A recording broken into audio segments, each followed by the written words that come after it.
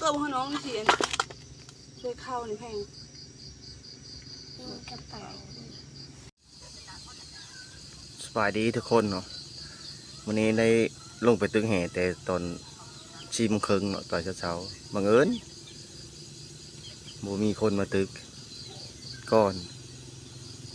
เลยได้ปลาเลยโชคดีได้ปลาใหญ่มีปลากดพร้อมวันนี้เนาะน้องเบิ่งว่าสิได้หลายจังไดเนาะ